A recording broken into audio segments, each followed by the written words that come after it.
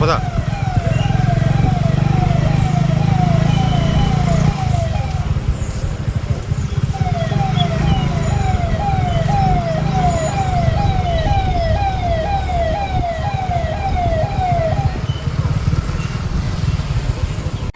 ఈరోజు అంతర్జాతీయ మహిళా దినోత్సవాన్ని పురస్కరించుకొని 8 డేస్ యాక్టివిటీస్ పెట్టారు పోలీస్ డిపార్ట్మెంట్ వాళ్ళు.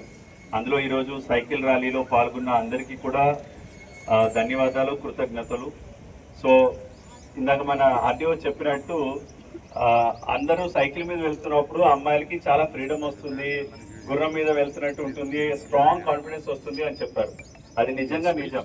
ఎందుకంటే చాలామంది ఇంతకుముందు స్కూల్ దూరంగా ఉందని చదువులు కూడా మానేసిన వాళ్ళు ఉన్నారు. ఈ సైకిల్ వచ్చిన తర్వాత చాలామంది స్కూల్స్కి వెళ్ళడం నేర్చుకున్నారు, అండ్ అలాగే వాళ్ళు ఫిట్గా ఉండడం నేర్చుకున్నారు, అండ్ అదేవిధంగా కాన్ఫిడెంట్గా అవ్వడం కూడా నేర్చుకున్నారు.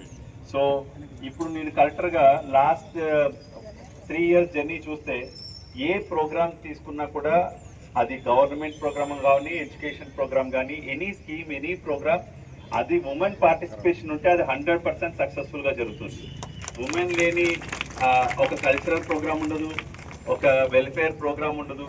సో ఎందుకు చెప్తానంటే women is a great creation of the God. ఎందుకంటే ఈ సమాజంలో ఒక పురుషుడు, ఒక కుటుంబం ఈ వ్యవస్థను నడుపుతున్నారంటే దానికి వెన్నెముకగా ఉండింది కేవలం మహిళలు మాత్రమే. వాళ్ళు చాలా కష్టపడుతున్నారు. అండ్ ఒక హస్బెండ్కి హెల్త్ బాగోకపోయినా, అతను కొంచెం వ్యసనాల పరుడు ఉన్నా, లేదంటే అతను లేకపోయినా కూడా కుటుంబాన్ని చాలా వెనక ఉండి నడిపించే మహిళలు ఎంతోమందిని చూడడం జరుగుతుంది.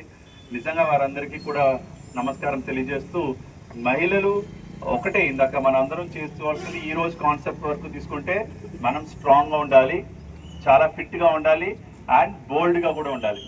ఎలాంటి కష్టం వచ్చినా కూడా దాన్ని జస్ట్ మనం డేర్గా ఫేస్ చేసేటువంటి ఆత్మస్థైర్యం పెంచుకుంటే మహిళలు ఇంకా ఉన్నత స్థాయికి వెళ్ళడానికి అవకాశం ఉంటుంది.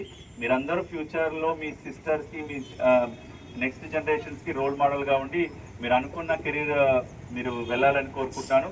జై హింద్. Thank you.